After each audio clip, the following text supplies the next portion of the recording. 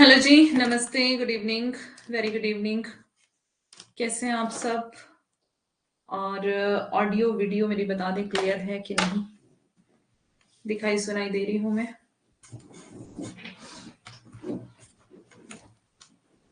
Good evening.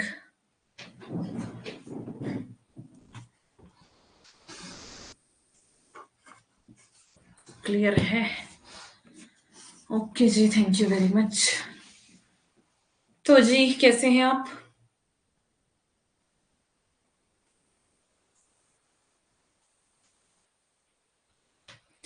कैसे हैं आप? कैसे चल रही जिंदगी? कैसे चल रही स्टडी?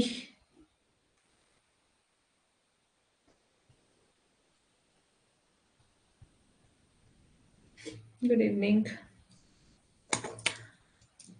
मस्त। मैं भी मस्त हूँ।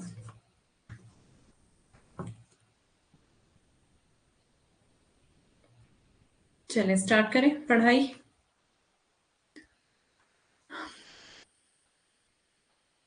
जल्दी जल्दी से सिलेबस कवर करना है तो इसलिए फटाफट से पढ़ना शुरू करते हैं, है ना?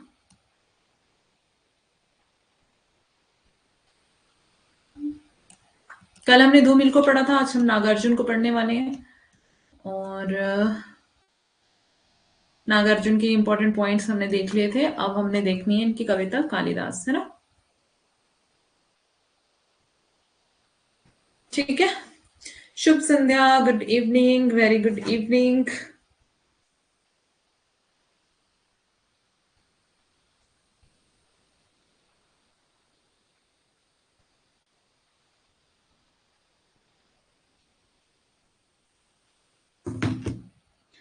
स्टार्ट करें?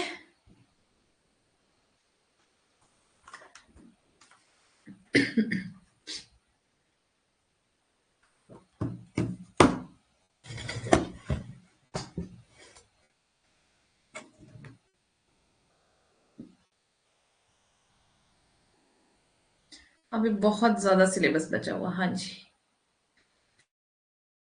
चिंता नहीं करो आप, हम आपको पूरा सिलेबस कवर करवा देंगे। हम हमारे ऊपर विश्वास रखिए। ठीक है। नमस्ते। तो थोड़ा सा विश्वास आपने किया है मुझ पे, थोड़ा सा और कर लो। ठीक है। शुभ संध्या शीला। चलें हम स्टार्ट कर रहे हैं कालिदास कविता। नागार्जुन की कविता कालिदास कविता सतरंगे सॉरी नागार्जुन की कालिदास कविता सतरंगे पंखों वाली कविता संग्रह में संकलित है। ध्यान देंगे। पूरा विश्वास है। Okay good Dinesh.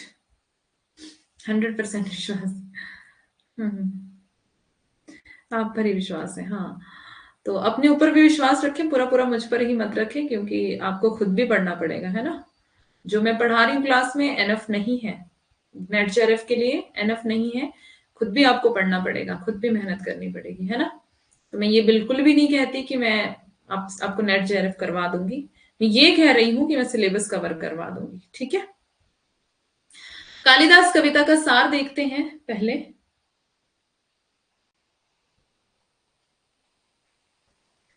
इस कविता में नागार्जुन संस्कृत के महाकवि कालिदास के माध्यम से कविता की रचना की बात करते हैं। नोट्स एनफ है, हाँ जी, नोट्स ठीक है इतने। बस आपको एक गाइड से पढ़ना पड़ेगा। प्रीवियस ईयर पेपर सॉल्व करने पड़ेंगे और पढ़ना पड़ेगा आपको। मीन्स रिवीजन, बार बार रिवीजन करो। जो चीजें हम पीछे पढ़ के जा रहे हैं उनको भी आप रिवाइज करो। अगर आप रिवाइज करोगे तब आपको चीजें याद रहेंगी, अदरवाइज नहीं। ठीक है। मांडे वाली जो आप गाइड है आपकी, उसको भी पढ़ा करो, उसको 2-3 बार पढ़ जाओ पूरा। ठीक है, शुरू से एंड तक। जिनके पास नहीं है, पीडीएफ पड़ी हुई है, टेलीग्राम पर भी है और ऐप पर भी है, तो पीडीएफ से पढ़ लो। जिनके पास बुक है, बुक से पढ़ लो।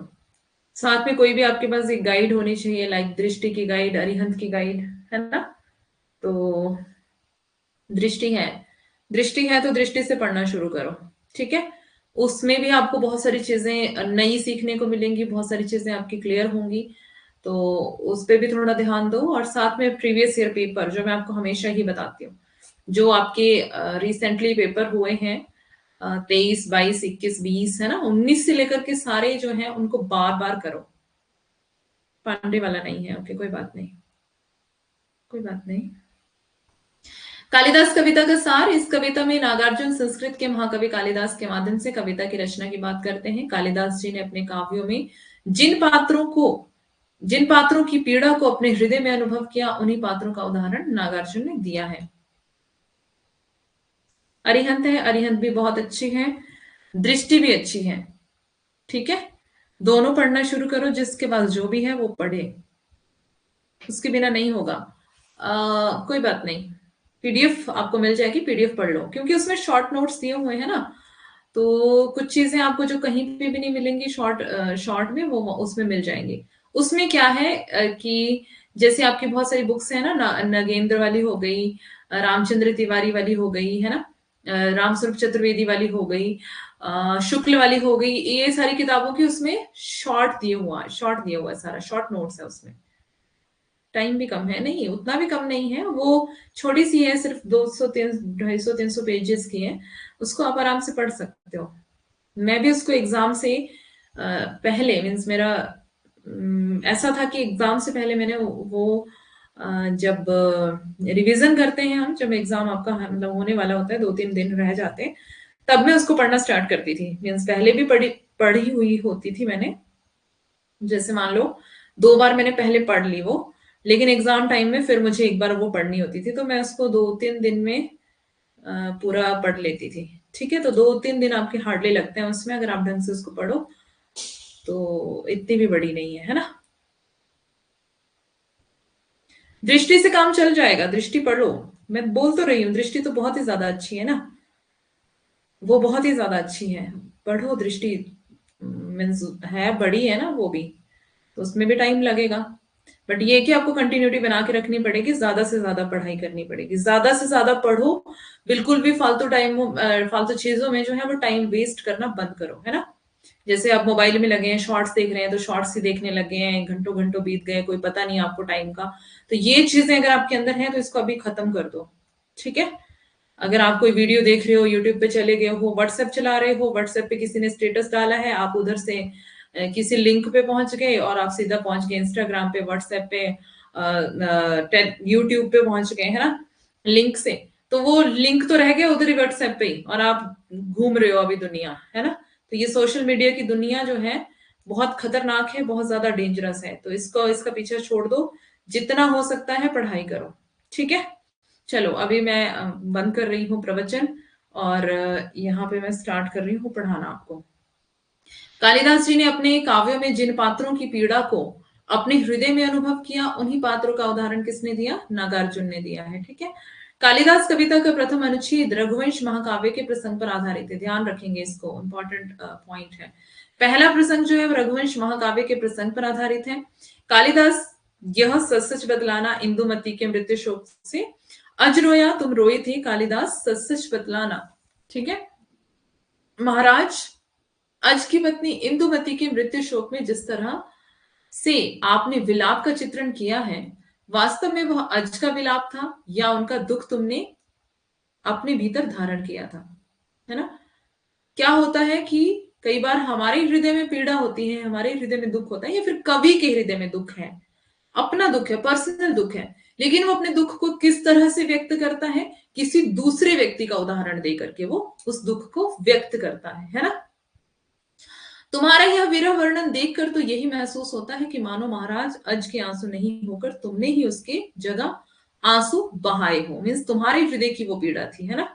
प्रवचन समाप्त। हाँ, मेरे मैम ऐसा कहते थे जब वो थोड़ा मोटिवेट करते थे हमें, तो कई बार बच्चे परेशान होते थे कि मैम तो लोग बोल रहे हैं तुम्हारे पास जॉब नहीं है, तुम्हारा कुछ नहीं हुआ अभी तक, कोई नेट जेआरएफ नहीं हुआ, तो मैम थोड़ा मोटिवेट करते थे कि दुनिया बोलती है कोई बात नहीं, आप सफल होंगे तो अच्छा होगा, बेस्ट होगा सब कुछ, है ना।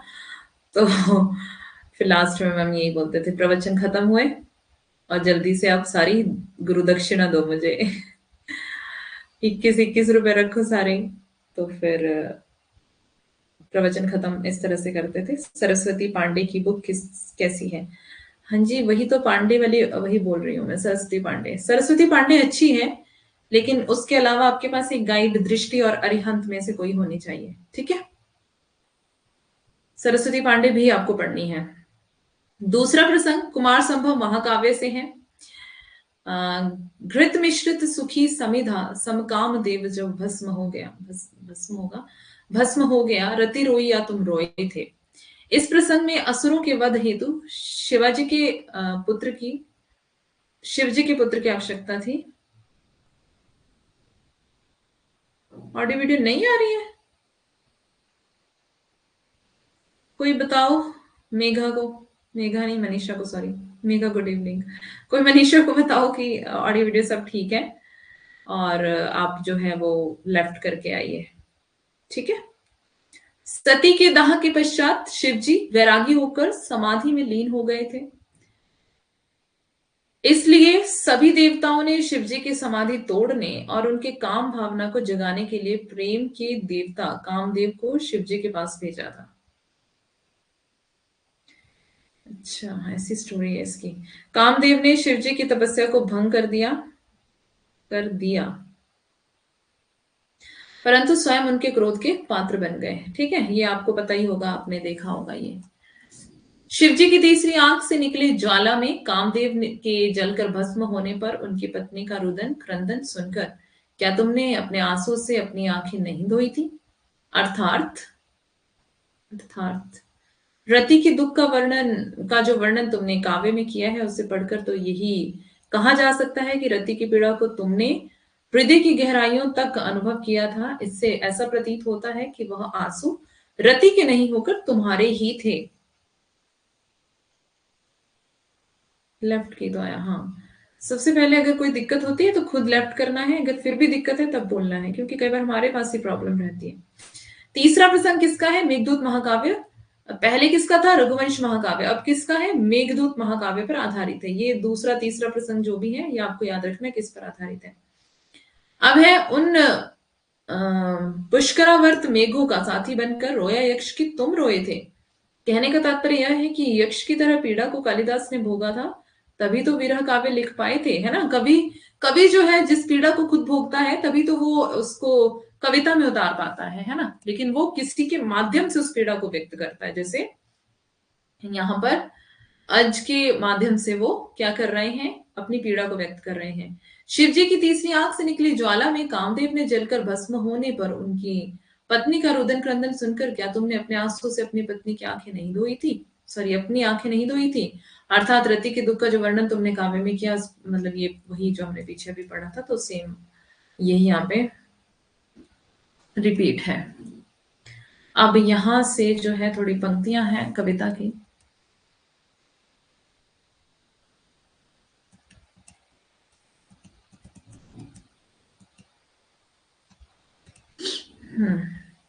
घृत में श्रित सूखी समिधा समकाम देव जब भस्म हो गया, रति का क्रंदन सुन आंसू से तुमने ही तो दृग धोए थे। कालिदास सच बतलाना, रति रोई या तुम रोए थे।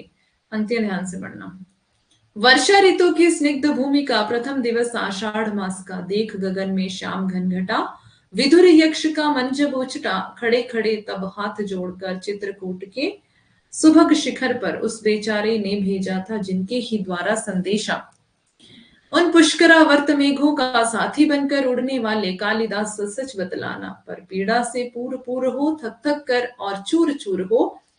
अमल धवल गिरि के शिखरों पर प्रियवर तुम कब सोए थे? अमल धवल गिरि के शिखरों पर बादल को घिरते देखा है। ठीक है, ये बादल को घिरते देखा है कि कवि पंक्तियां हैं जो मैंने अभी बोली, लेकिन जो ये वाली है यहाँ, ये एक जैसी आपको पंक्तियां मिल रही हैं। ठीक है, तो यहाँ पे कंफ्यूज होने के पूरे पूरे चांसेस हैं। अमल धवल गिरि के शिखरों पर प्रियवर तुम कब सोए थे, अगर आपसे ये प्रियवर तुम कब सोए थे ये पंक्ति आपसे पूछ ली जाए तो ये पंक्ति है जी कालिदास कविता की। कौन सी कविता की? कालिदास। बट अमल धवल गिरि के शिखरों पर बादल को घिरते देखा है, ये कौन सी कविता की पंक्ति है? बादल को घिरते देखा है। ठीक है, रोया यक्ष की तुम रोए थे, कालिदास सच बतलाना। ठीक है, यहां पर ये कविता जो है वो खत्म हो गई है।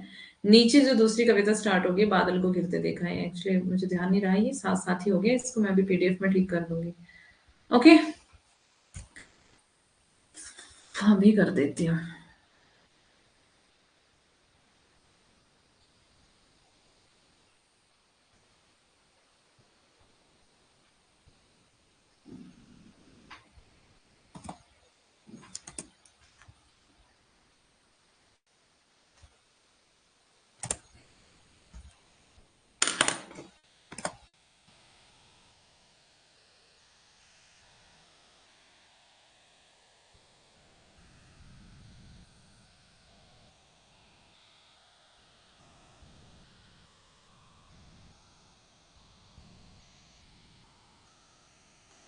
ठीक है, ये मैंने इसको ठीक कर दिया अभी। कालिदास सच सच बतलाना, यहां तक ये कविता। इस कविता को पढ़ लेना, आपकी गाइड में भी आपको मिल जाएगी। ठीक है, बादल को घिरते देखा है कविता। यह कविता जो है वो नागार्जुन की कविता संग्रह युग धारा में संकलित है। ध्यान देंगे, युग धारा,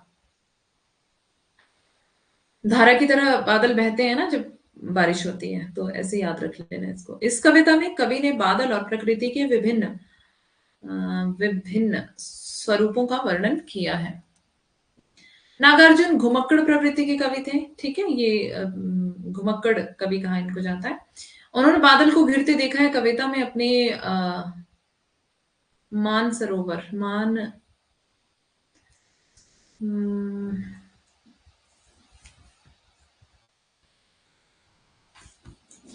एक मिनट, यहीं पे लिख देती हूँ ना, नहीं तो इसको ठीक करना पड़ेगा। मान सरोवर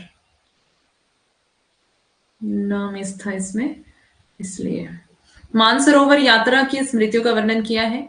उन्होंने वहां छोटे छोटे ओस के समान बादलों, मानसरोवर पर अनेकों स्वच्छ और कलकल बहती हुई नदी, झरनों को देखा। वहां पर आए हंस के झुंड को देखा, जो उसमें जो उमस और गर्मी से परेशान होकर आए थे। वे सब वहां पर खेलते हुए जीने का आनंद ले रहे थे। कौन? हंस, हंसों की झुंड।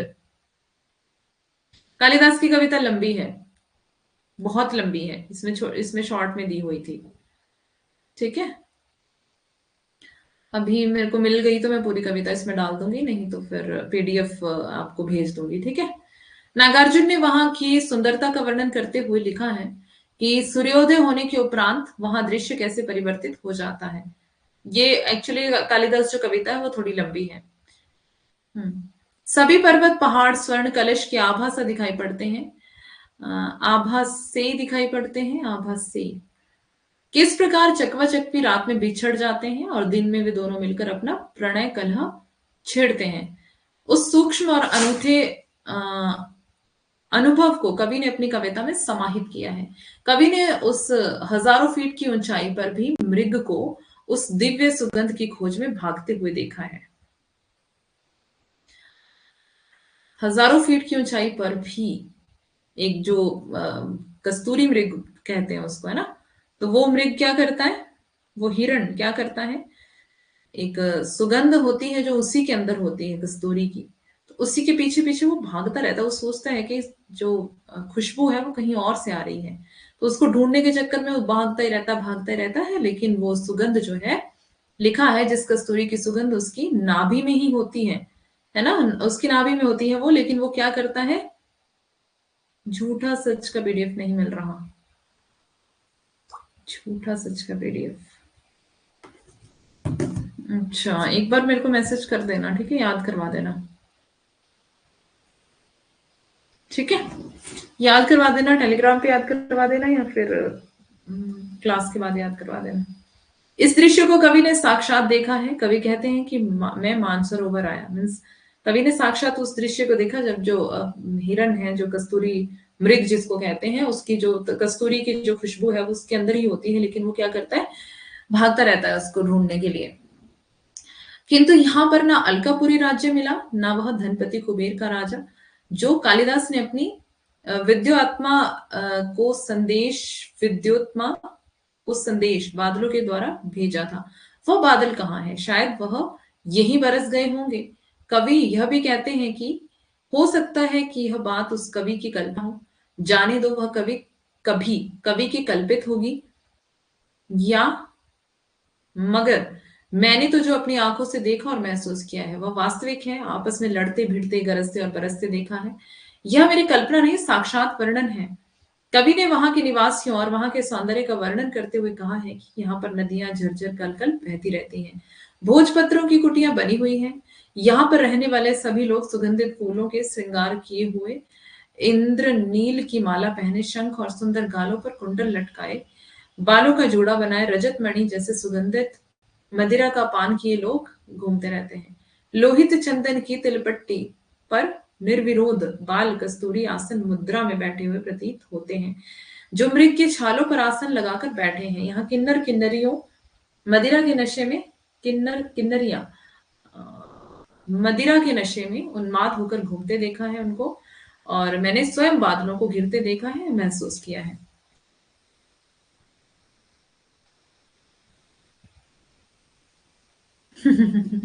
जैसे गुरु कहे, बादल को गिरते देखा है, अमल धवल गिर के शिखरों पर बादल को गिरते देखा। देखो सेम पंक्तियां है ना। छोटे छोटे मोती जैसे उसके शीतल तुहिन कणों को मानसरोवर के उन स्वर्णिम कमलों पर गिरते देखा है, बादल को गिरते देखा है। जल्दी जल्दी समझा दीजिए पीछे का। अब मैं बार बार नहीं समझाऊंगी यार, फिर टाइम ज्यादा लग जाएगा ना। समझो मुझे मेरी समस्या को समझो। इसको पढ़ लेना खुद से, ये यहाँ पे आपके सामने लिखा हुआ है सब कुछ, ठीक है। ये सब सामने लिखा हुआ है आपके, आपको इसकी पीडीएफ दे दूंगी मैं। इसको जब आप खुद से पढ़ लेंगे तो आपको समझ आ जाएगा, ठीक है। और इसमें कुछ मुश्किल नहीं है, इस कविता की व्याख्या ही बताई हुई है इसमें, ठीक है। व्याख्या मतलब थोड़ा थोड़ा इसको थोड़ा थोड़ा डिटेल में बताया हुआ है। तो पीडीएफ आपको दे दूंगी मैं, आप इसको पढ़ लेना। फिर भी अगर नहीं समझ आएगा तो कल बता देना क्लास में, ठीक है। कल मैं इसको फिर क्लियर कर दूंगी। तुंग हिमालय की कंधों पर छोटी बड़ी कई झीलें हैं।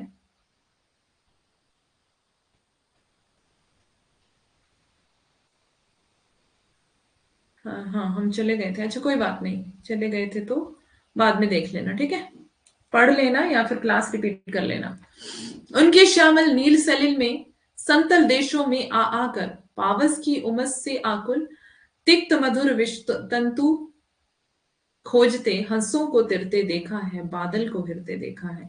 ऋतु वसंत का सुप्रभात था, मंद मंद था अनिल बह रहा, बालारुण थी मृदु किरणें, बालारुण की मृदु किरणें थी, अगल बगल स्वर्णाभ शिखर थे, एक दूसरे से विरहित हो अलग अलग रहकर ही जिनको सारी रात बितानी होती, निशा काल से चिर अभिशापित बेबस उस चकवा चकई का बंद हुआ क्रंदन, फिर उनमें उस महान सरवर के तीरे शैवालों की हरी दरी पर प्रणय कलह छिड़ते देखा है, बादल को घिरते देखा है।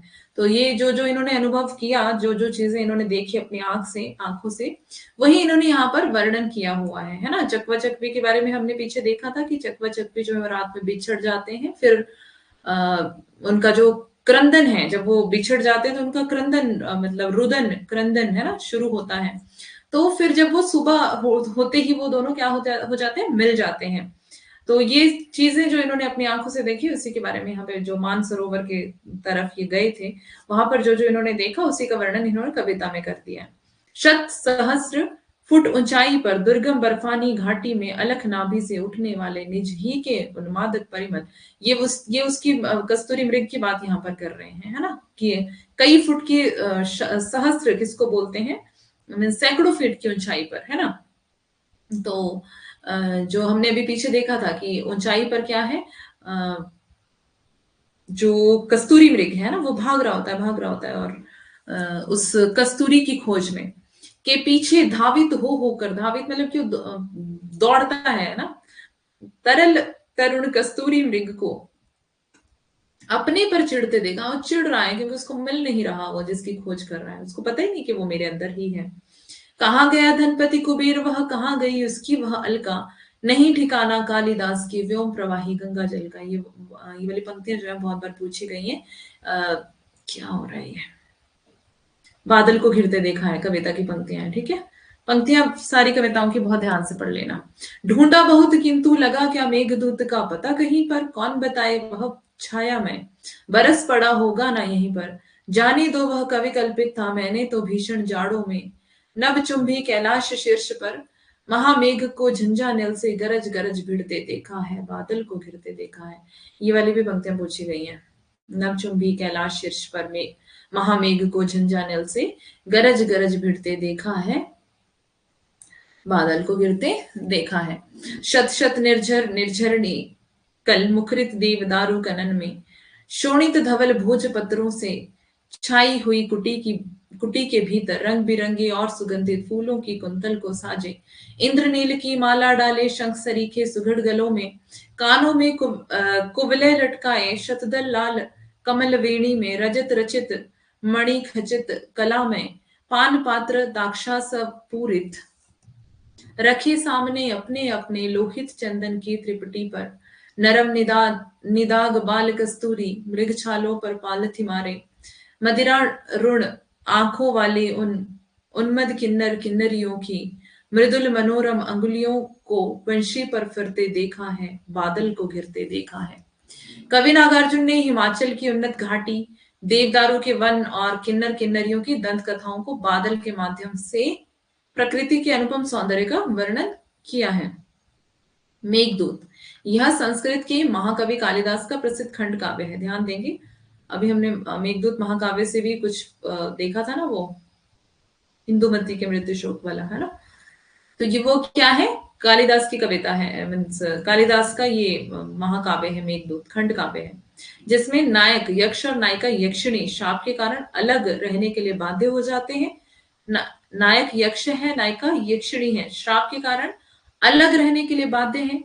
यक्ष मेघ को दूत बनाकर यक्षिणी के लिए संदेश भेजता है। क्या करता है, ये उसकी स्टोरी है, ठीक है। यक्ष मेघ को यानी कि बादल को दूत बनाता है और यक्षिणी यानी कि अपनी प्रेमिका के पास भेजता है संदेश। इस कविता में प्रकृति का मनोहारी चित्रण किया गया है। इस कविता में बादल का मानवीकरण किया गया है, मीन्स मानव के रूप में। जैसे अगर हमने किसी को पास संदेश भेजना तो मानव के पास भेजेंगे ना, तो जो बादल के पास इसमें संदेश भेजना बताया हुआ है तो मानवीकरण किया गया है, ठीक है। अतः मानवीकरण अलंकार का प्रयोग है, छोटे छोटे में पुनरुक्ति प्रकाश अलंकार का प्रयोग किया गया है। आकर और श्यामल नील सलिल में अनुप्रास अलंकार है। मंद मंद और अलग अलग में पुनरुक्ति प्रकाश और चकवा चकवी और तरल तरुण में अनुप्रास अलंकार है। कवि कल्पित में अनुप्रास अलंकार है। गरज गरज में पुनरुक्ति प्रकाश, शत शत, ये इसको पढ़ने की जरूरत नहीं है, आपको अलंकार सीखने पड़ेंगे। अकाल और उसके बाद कविता। कवि नागार्जुन ने कविता की इन पंक्तियों में अकाल की भीषण स्थिति का चित्रण किया है। अकाल की स्थिति में अनाज के अभाव में मानव के साथ अन्य चीजों और जीवों की दयनीय दशा का वर्णन है। वे कहते हैं कि अकाल के कारण घर में अनाज नहीं रहने पर कई दिनों तक चूल्हा नहीं जला और ना ही चक्की चली, जिससे लोगों की दशा बहुत पतली हो गई थी। भूख प्यास के कारण कानी कुतिया यानी पालतू जानवर भी खाना नहीं मिलने की उम्मीद में वहीं पड़ी रही और दीवारों पर छिपकलियां भी कीड़े मकोड़े की उम्मीद पर पहरा देती रही थी। उनकी हालत भी भूख से बहुत खराब हो गई थी। चूहा भी खाना नहीं मिलने के कारण पस्त हो रहे थे। अकाल के जाने के बाद घर में अन्न के दाने आए और घर में खुशी का माहौल शुरू हो गया। ऐसा ही होता है ना, अकाल के बाद जब खाना मिलता है तो फिर खुशी का माहौल, है ना। ऐसा लगने लगा मानो मृत इंसान वापस जिंदा हो गए हो। घर में कई दिनों के बाद चूल्हा जला, चक्की चली, आंगन के ऊपर से धुआं दिखाई देने लगा। अन्न की प्राप्ति होने पर भी सभी की आंखों में चमक दिखाई देने लगी। कौवे भी भोजन मिलने की आशा में अपने पंख खुजलाने लगे। इस तरह से वातावरण में खुशियां आ गई और यहां से होती है कविता शुरू, ठीक है।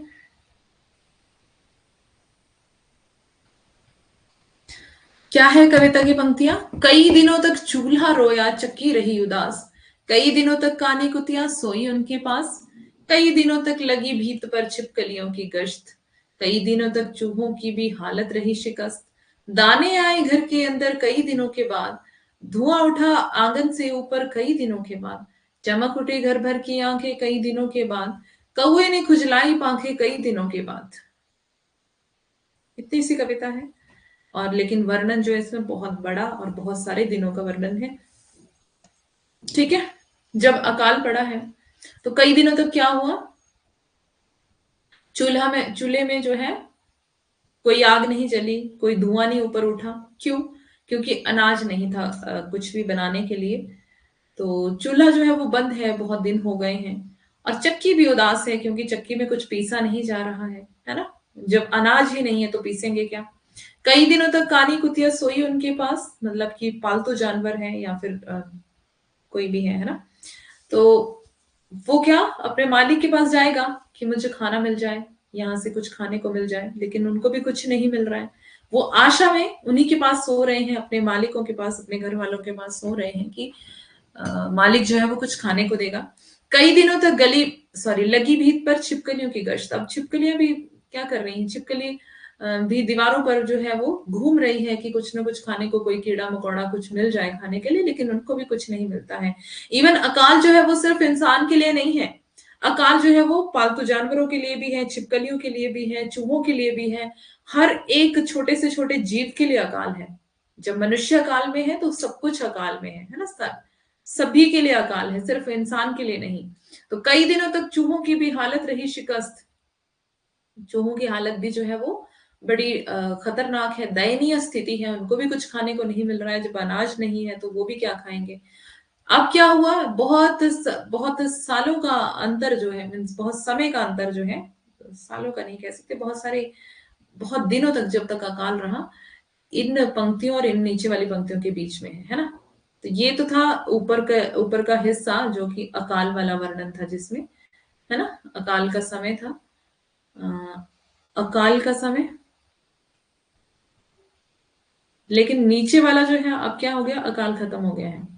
तो यहाँ क्या हो गया, दाने आए घर के अंदर कई दिनों के बाद, धुआं उठा आंगन से ऊपर कई दिनों के बाद। अब धुआं क्यों उठ रहा है, क्योंकि दाने घर के अंदर आ गए हैं, चक्की में दाने पीसे जा रहे हैं, आटा पीस लिया गया है, रोटी बन रही है, चूल्हे में आग जल रही है, आंगन में धुआं ऊपर दिखाई दे रहा है उठता हुआ, है ना। अब पता चल रहा है कि अकाल समाप्त हो गया है। चमक उठी घर भर की आंखें, अब घर भी चमकने लग गया कई दिनों के बाद। कौवे ने खुजलाई पांखें कई दिनों के बाद। कौवे को भी अब क्या हो गया, कुछ आशा है कि अब कुछ मिलेगा, अब लोगों के पास अनाज आ गया है और अकाल खत्म हो गया है। तो यहाँ बता रहे हैं कि कविता की शैली जो है वो वर्णनात्मक शैली और गेय काव्य है। तो वर्णन किया गया है इसमें अकाल का, तो वर्णनात्मक शैली है। अब देखते हैं खुरदरे पैर, कविता 1961 में, ये भी नागार्जुन की कविता है। और अकाल और उसके बाद कविता भी नागार्जुन की। अभी हम नागार्जुन को पढ़ रहे हैं, उनकी कविताओं को पढ़ रहे हैं, ठीक है। जो हमने पीछे पढ़ी कालिदास वाली, वो भी नागार्जुन की कविता है। इस कविता में कवि ने किसान, मजदूर और जनता के पैरों में फटी हुई बेवाइयों का वर्णन किया हुआ है। किसका? किसान, मजदूर और जनता के पैर, मतलब जो मेहनती लोग हैं, मेहनत करने वाले। बेवाइयां मतलब उनकी एड़ियां जो है वो फटी रहती है ना, पैर फटे रहते हैं, दरारें पड़ी होती हैं, तो मेहनत करने वाले लोगों की वो एक निशानी रहती है। कविता को पढ़ने से यह प्रतीत होता है कि कवि को समाज के निम्न वर्ग से अत्यंत लगाव था। यह कविता एक रिक्शे वाले की है, मीन्स रिक्शे वाले की बात की है इसमें, इस कविता में, जो अपनी रोजी रोटी कमाने के लिए बाहर चला जाता है। आपने देखे भी होंगे रिक्शे वाले जो हैं, और उनके पैर भी देखे होंगे आपने, है ना। तो यहाँ पे क्या बता रहे हैं, खुब गए दुधिया निगाहों में फटी बेवाइयों वाले खुरदरे पैर, धंस गए कुसुम कोमल मन में, गुट्ठल गट्ठों वाले कुलिश कठोर पैर। अच्छा। दे रहे थे गति रबड़ विहीन ठूंठ पैंडलों को, चला रहे थे एक नहीं दो नहीं तीन तीन चक्र, कर रहे थे मात त्रिविक्रम वामन के पूरे पुराने पैरों को, नाप रहे थे धरती का अनहद फासला, घंटों के हिसाब से ढोए जा रहे थे, देर तक टकराए उस दिन तक आंखों से वे पैर, भूल नहीं पाऊंगा फटी बेवाइयां, खुब गई धुंधिया निगाहों में, धंस गई कुसुम कोमल मन में। मतलब इतनी सी ये कविता है, लेकिन एक रिक्शे वाले का इन्होंने बहुत ही मार्मिक वर्णन किया हुआ है। और इन्होंने किस तरह से उस रिक्शे वाले को देखा होगा, है ना। हमारा देखने का नजरिया मीन्स एक नॉर्मल व्यक्ति का देखने का नजरिया अलग होता है, लेकिन जिसके अंदर करुणा दया का भाव होता है, या फिर अगर कवि की निगाहों से कोई देखे तो फिर उसका देखना अलग रहता है ना। कवि का देखना अलग रहता है। अगर किसी के अंदर कोई करुणा दया का भाव है, उनका देखना अलग तरह का होता है। कई देखते हैं तो उनका देखना कैसा होता है, वो गुस्से में देखते हैं, या फिर उनको तुच्छ जानते हैं कि ये देखो इन्होंने इनके पैर फटे हुए हैं, या फिर ये धोते नहाते धोते नहीं है, साफ सुथरे नहीं रहते हैं। ये कुछ लोग इस तरह से देखते हैं, है ना। अपना अपना नजरिया सबका है, लेकिन कवि का नजरिया कैसा है? कवि क्या कह रहे हैं? खूब गए मतलब धंस गए अंदर ही, है ना। मेरी मेरी आंखों में, मेरी निगाहों में वो फटी विवाहियों वाले खुरदरे से पैर धंस गए, कुसुम कोमल मन में गुट्ठल गट्ठों वाले कुलिश कठोर पैर दे रहे थे गति रबड़ विहीन ठूंठ पेंडलों को। मतलब कि पेंडल वो मार रहे उससे अपने पैरों से, और चला रहे थे एक नहीं दो नहीं तीन तीन चक्र। मतलब कि तीन तीन पहियों वाला जो रिक्शा होता है उसको चला रहे हैं, है ना। तो इस तरह से इन्होंने वर्णन किया हुआ है एक रिक्शा चलाने वाले का। अब देखते हैं शासन की बंदूक। कविता का रचना काल है 1966। नागार्जुन की यह कविता आपातकाल के दिनों की है। आपातकाल इतिहास का केवल कालखंड ही नहीं है, बल्कि यह बेहया और खुदगर्जी वाले लोकतंत्र सत्ता का अधोपतन का एक दस्तावेज भी है। खड़ी हो गई चांप कर कंकालों की हुक, नभ में विपुल विराट सी शासन की बंदूक। यहाँ से शुरू हो गई है ये कविता, ठीक है। खड़ी हो गई चांप कर कंकालों की हुक, नभ में विपुल विराट सी शासन की बंदूक। उस हिटलरी गुमान पर सभी रहे हैं थूक, जिसमें कानी हो गई शासन की बंदूक।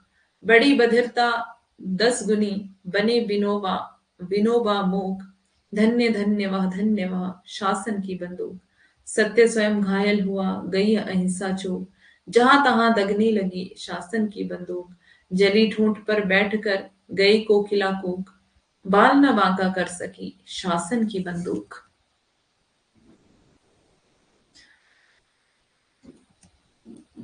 अब है मनुष्य हूं। नागार्जुन की कविताएं चल रही हैं जो जो आपके सिलेबस में है। मनुष्य हूं कविता का मूल विषय एक कवि द्वारा समाज की स्थितियों का चित्रण है। इस कविता में कवि ने अपने आप को मानव के रूप में प्रस्तुत किया है।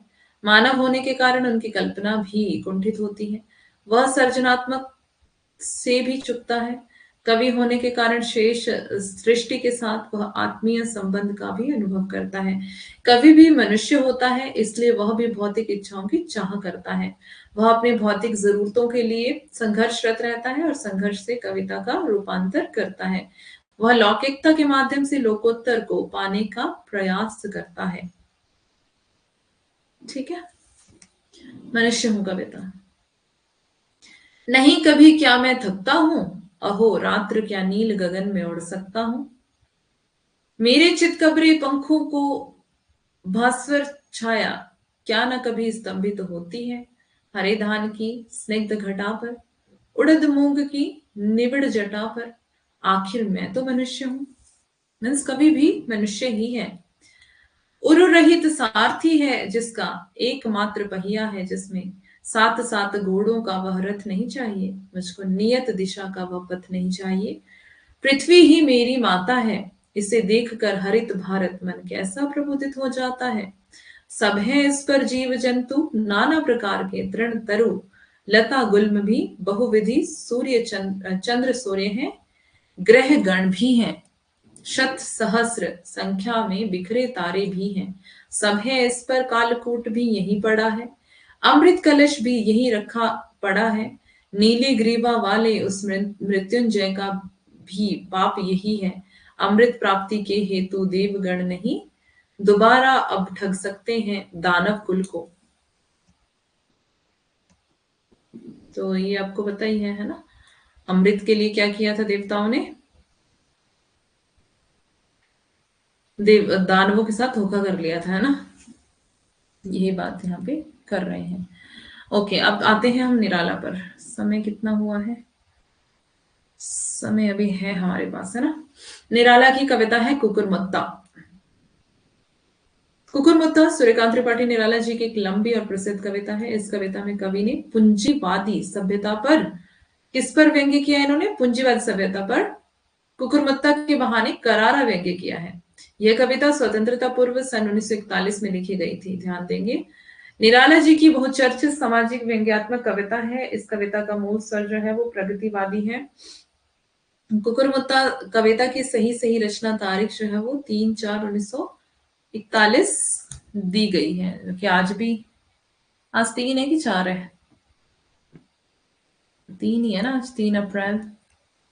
तो 3 अप्रैल को ये कविता लिखी गई है 1941 में।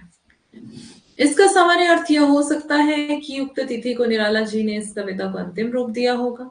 कविता का पूर्वार्ध यानी कि पहले वाला हिस्सा अगले महीने हंस मई 41 पत्रिका में छपा था।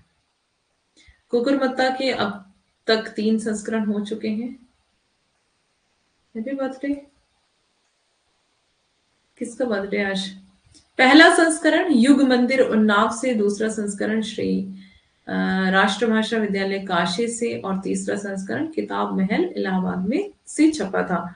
युग मंदिर उन्नाव के संस्करण में भूमिका के नीचे निराला जी के हस्ताक्षर के साथ 4/6/42 प्रकाशन तिथि दिया हुआ है। ठीक है, तो आपको 41/42 याद रख लेना है। इसके अलावा 3/6/41 भी संस्करण कविता में नीचे दिया हुआ है। मीन्स इसके 2-3 संस्करण थे, इसलिए कुकुरमुत्ता के इस पहले संस्करण में कुकुरमुत्ता के अलावा 7 और भी कविताएं शामिल हैं।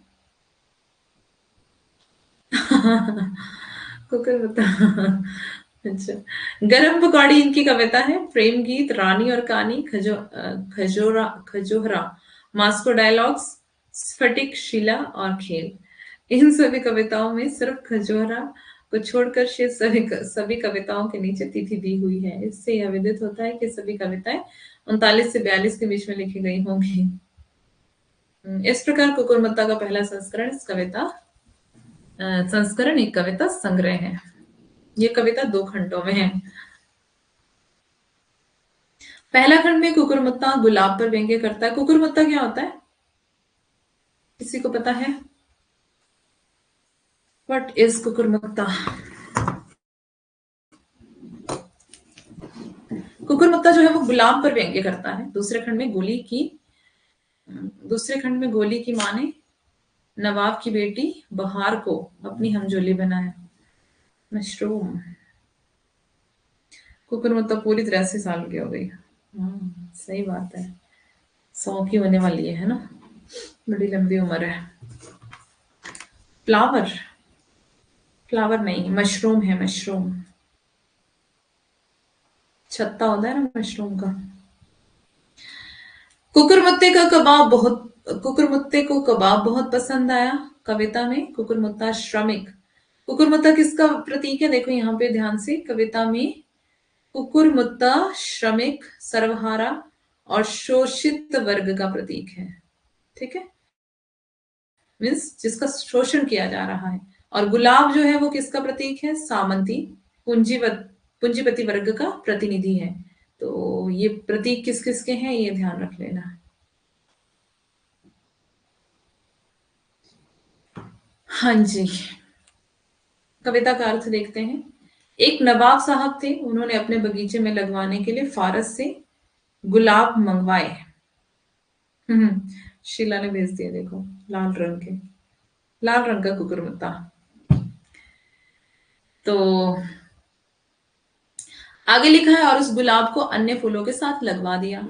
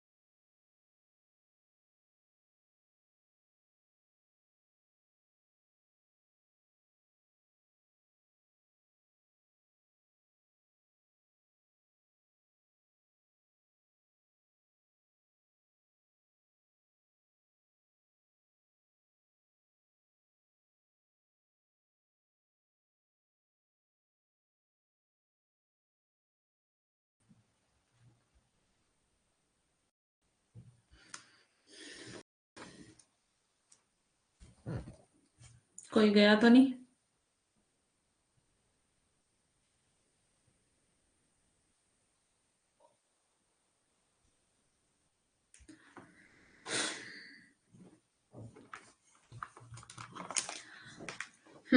तो किन किन फूलों के नाम थे इसमें? उस बाग की क्यारियों में गुलाब के अतिरिक्त कौन कौन से फूल थे? ध्यान देना एक बार फूलों का। हो सकता है फूलों के नाम ही पूछ ले, है ना। बेला, गुलशब्बो, चमेली, कामिनी, जूही, नरगिस, रात रानी, कमलिनी, चंपा, गुलमेहंदी, गुलखैरू, गेंदा, गुलदाउदी, निवाड़, गंधराज, गुलाबाज आदि फूलों के अलावा और फलों के वृक्ष भी थे। ध्यान देंगे कि फलों के वृक्ष भी थे फूलों के अलावा। ठीक है। आगे है, जब फूलों के फूलने का मौसम आया तब फारस से लाया हुआ गुलाब का पौधा फूलों से लड़कर खिल गया, जिससे समूचे बाग के अन्य फूलों की शोभा मंद पड़ गई।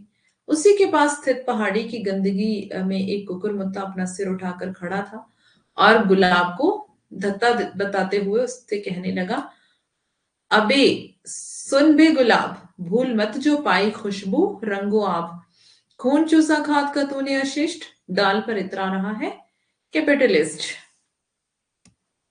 यहां पर गुलाब जो है वो पूंजीपतियों का प्रतीक है।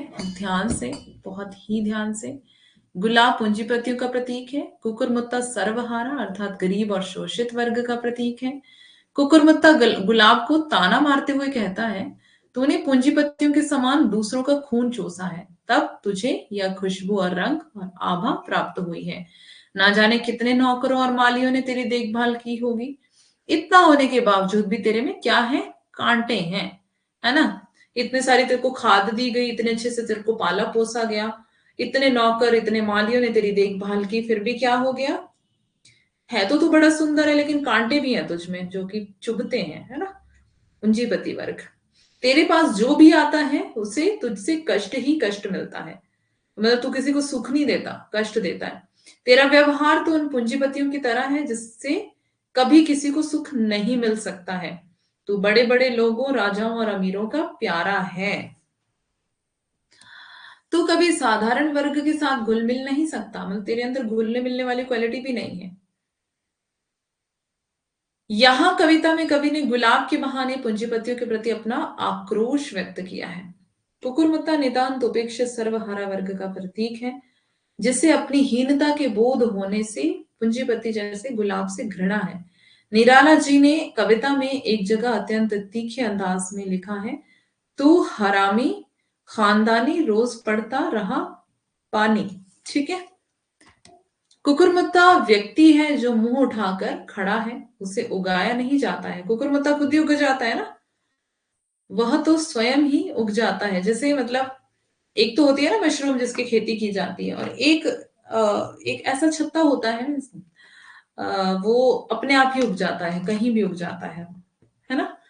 तो बता रहे हैं कि कुकुरमुत्ता को उगाया नहीं जाता, लेकिन वो क्या कर रहा है, उसके उसकी मतलब वो भी एक सिर उठा के वो खड़ा है, मुंह उठा के वो खड़ा है, और वो स्वयं ही उगा हुआ है। अर्थात गरीब और शोषित व्यक्ति जो अपने संसाधनों पर ही जीवित हैं, वे कभी किसी का शोषण नहीं करते, है ना। उनको इतना अच्छा पालन पोषण नहीं मिलता है।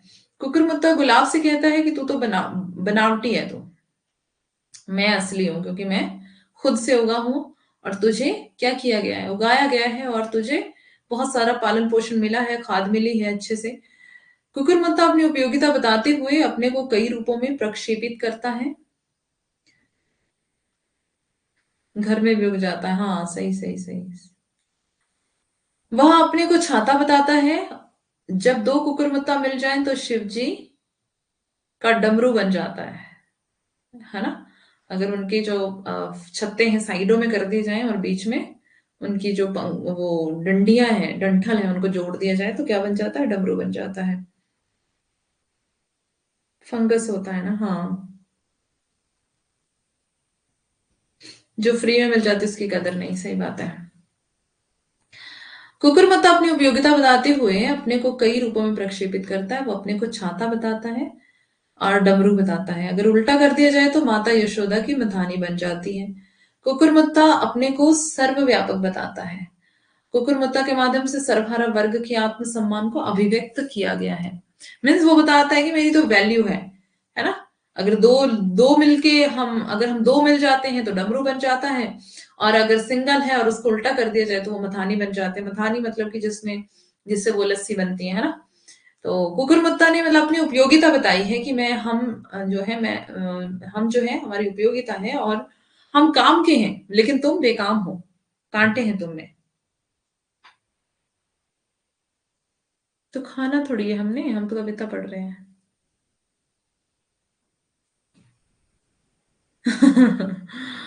कुकुरमुत्ता ने प्रगतिवादियों पर भी व्यंग्य करते हुए कहा है कि बहुत लोग असंगत बातें लिखकर कहीं ईंट कहीं रोड़ा जोड़कर अपने आप को टीएस इलियट समझने लगते हैं। निराला अपने साहित्यिक मित्रों से भी अत्यंत खिन्न थे। इसी खिन्नता की अभिव्यक्ति उन्होंने यहाँ पर की है। कवि का कहना है कि गुलाब कांटों से घिरा हुआ है, जिसके कारण वह सामान्य वर्ग से कटा हुआ है। कविता में कुकुरमुत्ता शोषित होने के बावजूद भी स्वाभिमानी प्रतीत होता है। एक दिन कुकुरमुत्ता की नवाब की बेटी बहार ने कुकुरमुत्ता की सब्जी खाई तो उसे बहुत पसंद आई। नवाब ने तुरंत माली को कुकुरमुत्ता लाने का हुक्म दे दिया, परंतु माली ने कहा कि अब ताजा कुकुरमुत्ता नहीं है।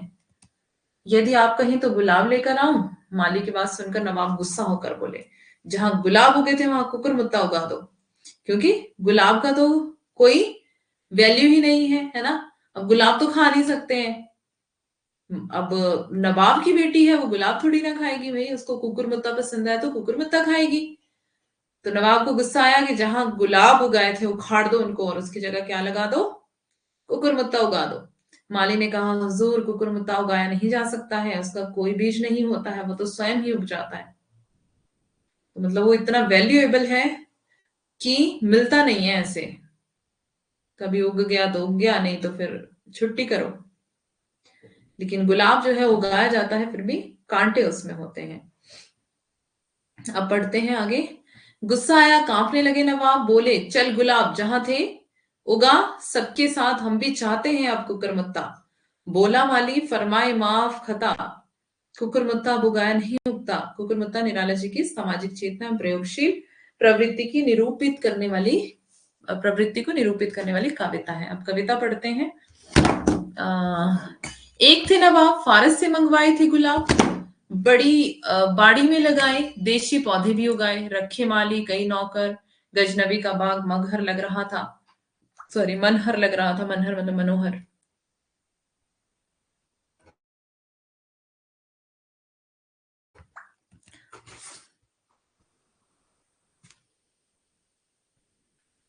एक सपना जग रहा था, सांस पर तहजबी की। अंधेरा हो गया था फिर से, अभी ठीक है। जब सपना जग रहा था, सांस पर तहजबी की, गोद पर तरतीब की, क्यारियां सुंदर बनी, चमन में फैली घनी, फूलों के पौधे वहां लग रहे थे खुशनुमा।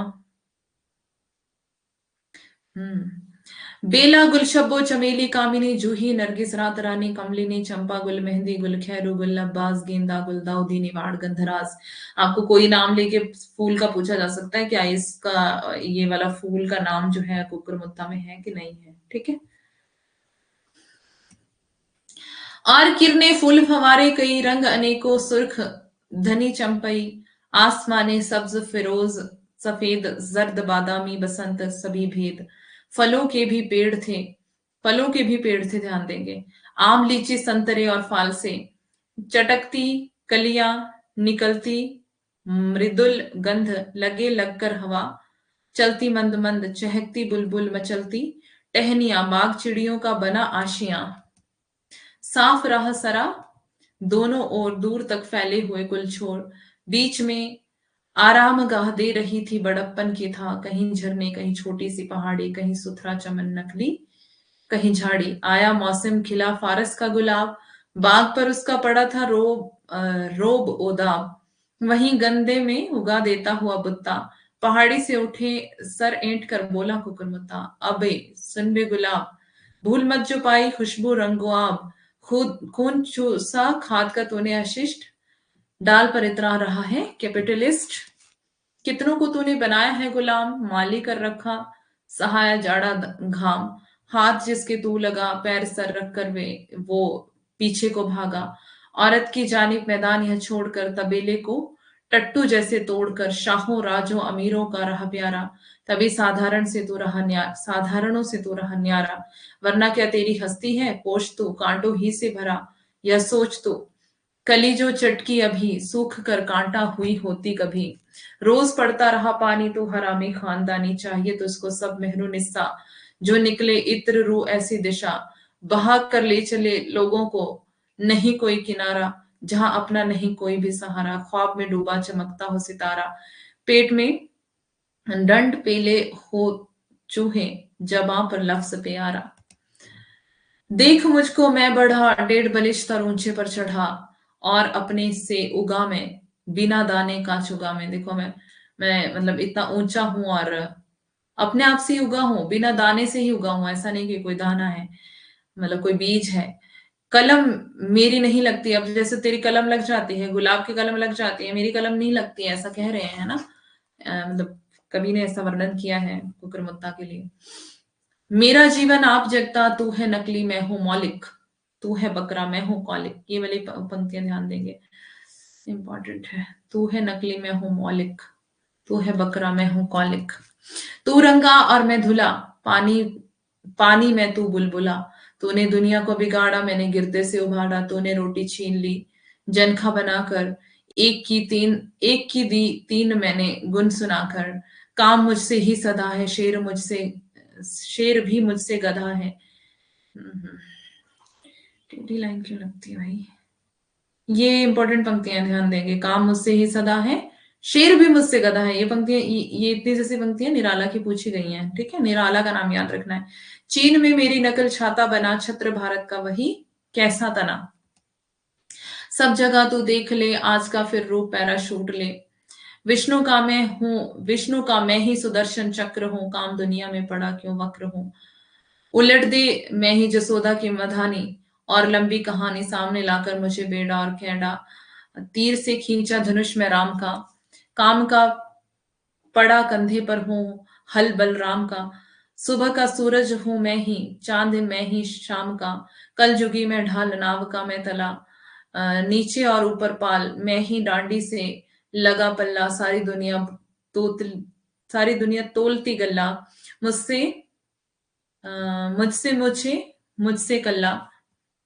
मेरे मेरे उल्लू मेरे लल्ला, कहे रुपया का अधन्ना, हो बनारस या न्यवन्ना। रूप मेरा मैं चमकता, गोला मेरा ही बमकता। लगाता हूं पार मैं ही, डुबाता मझधार मैं ही। डब्बे का मैं ही नमूना, पान में ही मैं ही चूना। नाम लिख दीजिए। इसमें नाम लिखने वाली कोई बात नहीं है बेटा। निराला की कविता पढ़ रहे हैं ना, कुकुरमुत्ता। अगर आपको पता होगा तो आप वैसे ही ध्यान रखेंगे, है ना। मैं कुकुरमुत्ता हूं पर बेंजाइन, वैसे बने दर्शन शास्त्र जैसे। ओम फलस और ब्रह्मावर्त, वैसे ही दुनिया के गोले और पर्त। जैसे सिकुड़न और साड़ी, ज्यों सफाई और माड़ी। ठीक है, बहुत लंबी कविता, पढ़ लेना इसको, ठीक है।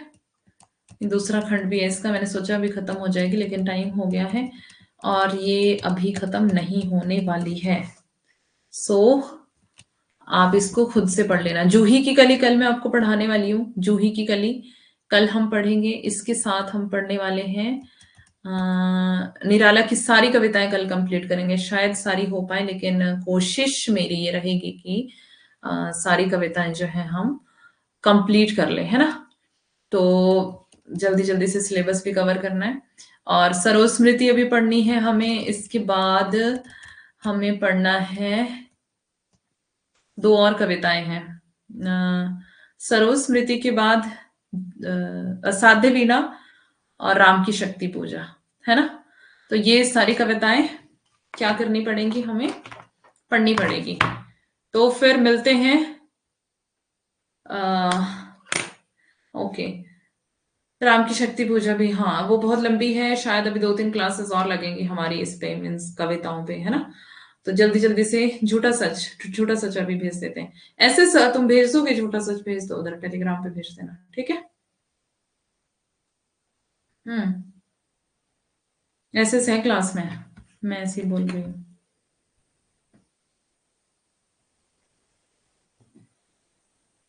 ठीक है, सुन रहे हो तुम? ओके, चलो ठीक है, मिलते हैं कल की क्लास में। तब तक के लिए बाय बाय, टेक केयर। और कल हम निराला को आगे पढ़ने वाले हैं, ठीक है? Okay, most welcome, bye bye, take care.